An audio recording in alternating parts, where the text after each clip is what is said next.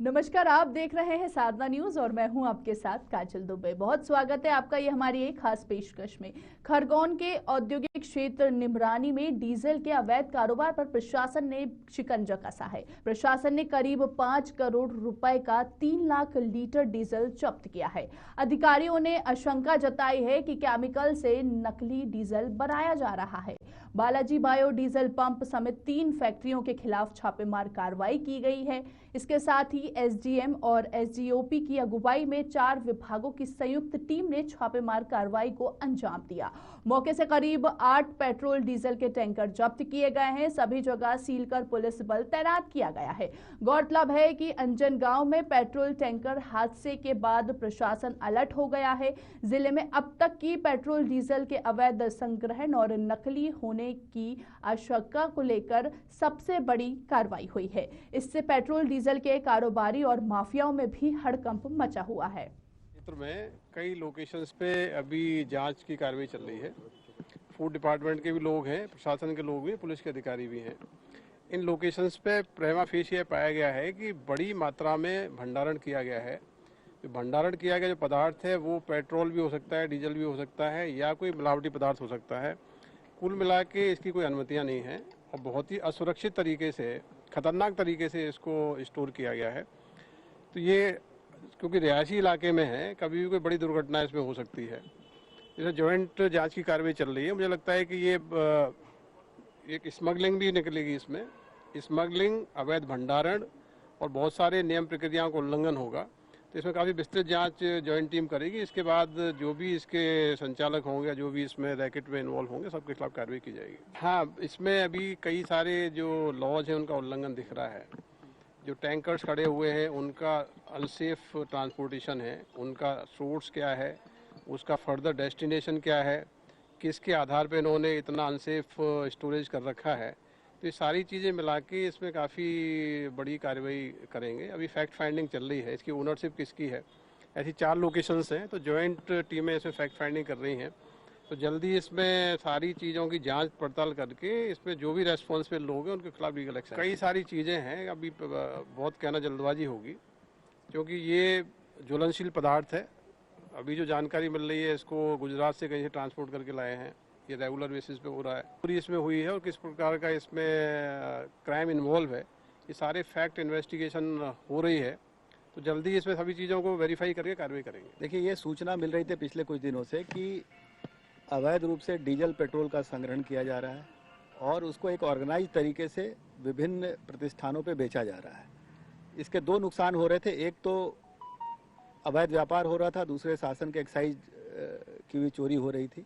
और हाल में जो घटना हुई है अंजन गांव में, वो उसके परिप्रेक्ष्य में इस तरह का किसी तरह का संग्रहण जो बिना नियम के और बिना तरीके से हो, अवैध है और लोगों के जान माल को खतरे में डालने वाला है।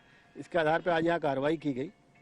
मौके पे देख के ही लग रहा है लगभग 3 लाख लीटर डीजल है या बायोडीजल है या कैरोसिन भी हो सकता है, ये तो जांच के बाद पता चलेगा, या मिक्स कुछ अशुद्धियाँ हो सकती हैं। लेकिन सबसे इसमें बड़ी जो चिंता है और सबसे बड़ी अनियमितता है वो ये है कि ये पूरा संग्रहण बिना किसी नियम के, बिना किसी अनुमति के किया गया है, जो पूरी तरह अवैध है। साथ ही साथ इन 4 स्थानों पे हमें यूरिया के भी कुछ बैग्स मिले हैं, पीडीएस का गेहूं मिला है। तो ये अपने आप में बहुत ही संवेदनशील और घोर अनियमितता है। इस पर सख्त कार्रवाई की जाएगी और इसी एक्ट भी लगेगा, एक्सप्लोसिव के भी कार्रवाई होगी, अन्य प्रावधानों में भी कार्रवाई होगी। निश्चित तौर पे इस तरह की ऐसी कार्रवाई होगी कि ऐसी पुनरावृत्ति ना हो। इसी दिक्कत को देखते हुए हम लोगों ने कार्रवाई करी है। रहवासी इलाके में इस तरह के स्टोरेज अपने आप में लोगों के जान माल को नुकसान पहुंचाने वाला है। इसी परिप्रेक्ष्य में भी देखिए, इसमें बहुत सारी संभावनाएं हो सकती हैं। ये स्पष्ट है कि ये पूरा कारोबार अवैध और अनियमित है। अब आगे कौन कौन से नियमों का उल्लंघन हुआ है, ये 1-2 दिनों में जांच के बाद स्पष्ट होगा। मुझे लगता है कि ये सारी सामग्री जो है वो 4 से 5 करोड़ रुपए की।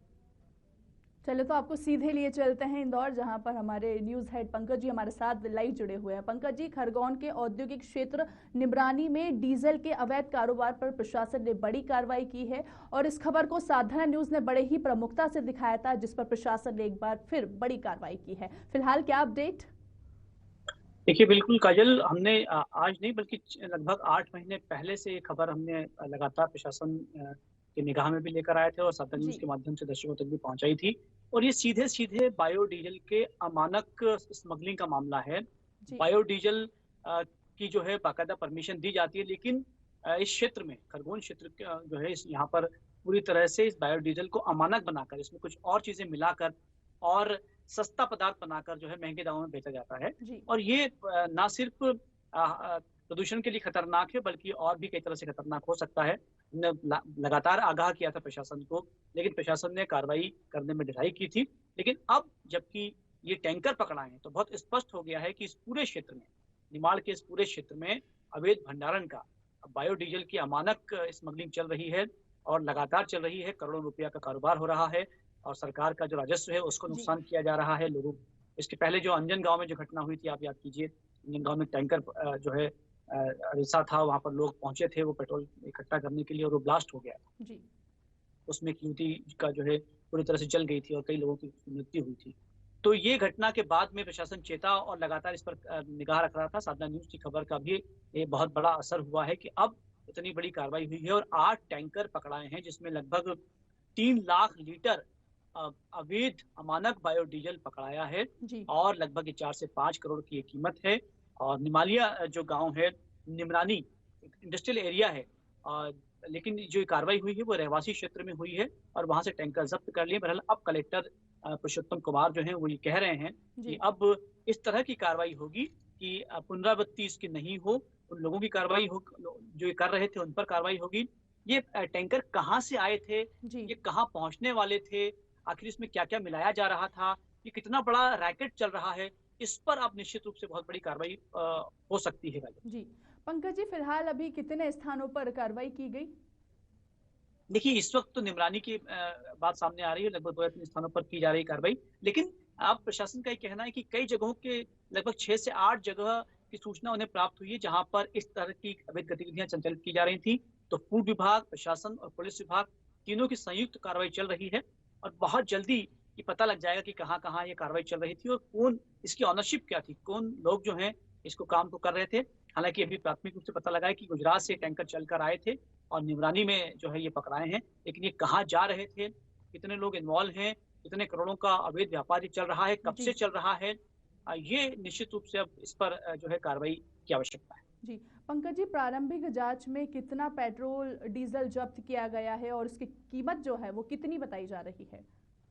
देखिए प्रशासन के हवाले से अभी बात हम करें तो लगभग 3 लाख लीटर अवैध बायोडीजल जो है वो पकड़ाया है और लगभग 4 से 5 करोड़ की कीमत आंकी जा रही है इसके। लेकिन ये बहुत प्रारंभिक आंकड़ा है, हो सकता है कि कुछ समय के बाद में ये आंकड़ा और बढ़ जाए और जो बाकी जगहों पर कार्रवाई हो रही है वहां से और अमानक पेट्रोल डीजल प्राप्त हो और ये जो है आंकड़ा जो है 3 से 4 करोड़ का ये और आगे बढ़े। पंकज जी, क्या कार्रवाई में गोडाउन को सील किया गया है? निश्चित रूप से निमरानी में जो जगह है वहां उसको सील कर दिया गया है और उन कुछ लोगों को गिरफ्तार हिरासत में लिया, लेकिन अभी पुलिस ने उनका नाम सामने नहीं लेकर आई है क्योंकि बहुत जल्द जो है वो पूरी तरह से कार्रवाई करने के बाद में वो ये बताएगी कि आखिर इसकी ऑनरशिप कौन है और कौन कौन लोग इसमें। जी पंकज जी, साधना न्यूज़ जैसे कि हम देखते हैं कि हर खबर को बड़े ही प्रमुखता से दिखाता है और कहीं ना कहीं जन हितैषी के मुद्दों को बड़े ही प्रमुखता से दिखाता है और कहीं ना कहीं उसका बड़ा सीधा असर हमको देखने को मिलता है। और आज फिर ये देखने को मिला हमें कि जहां पर प्रशासन ने एक बार फिर बड़ी कार्रवाई की है ताकि लोगों का नुकसान नहीं हो।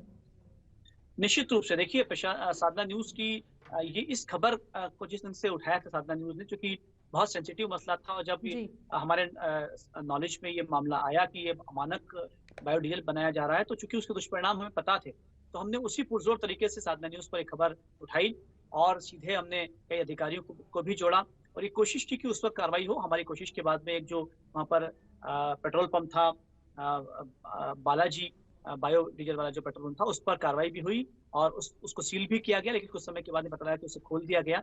तो हम लगातार कार्रवाई खबरें देते रहे और हमारा एकमात्र उद्देश्य था कि आम आदमी इससे जागरूक हो, प्रशासन इस पर कार्रवाई करे ताकि इस तरह की अवैध गतिविधियां जो है वो रुक जाएं और भविष्य में कोई बड़ा घटनाक्रम होने से रुक जाए और जो प्रदूषण खराब हो रहा है उस पर भी प्रशासन की नजर हो, ये पूरा उद्देश्य था साधना न्यूज की खबर का। और अब इस बात की खुशी है हमको कि ऐसा प्रशासन इस बात को समझा और अब एक बड़ी कार्रवाई के रूप में ये मामला सामने। बिल्कुल पंकज जी, हमारा भी यही उद्देश्य होता है कि बड़ी जो भी दुर्घटना हो रही है उसको रोका जाए और इसी के साथ ही माफियाओं में भी हड़कंप मचा इस कार्रवाई में। तो आखिर पंकज जी आपसे जानना चाहेंगे कि आखिर इनको किनका संरक्षण मिल रहा है जो ये इतनी बड़ी बड़ी कार्रवाई को अंजाम दे रहे हैं?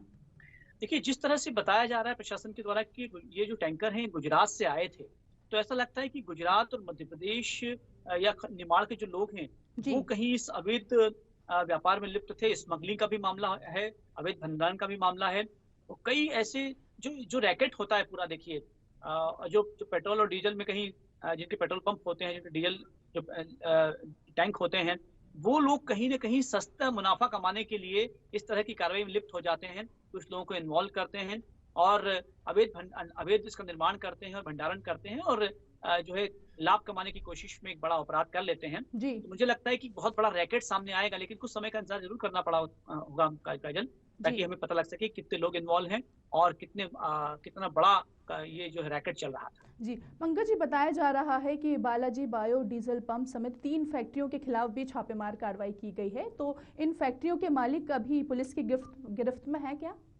जी, अभी गिरफ्तारी नहीं की गई है, कुछ लोगों को हिरासत में लिया है, लेकिन वो लोग कौन है पुलिस ने इसका खुलासा नहीं किया है।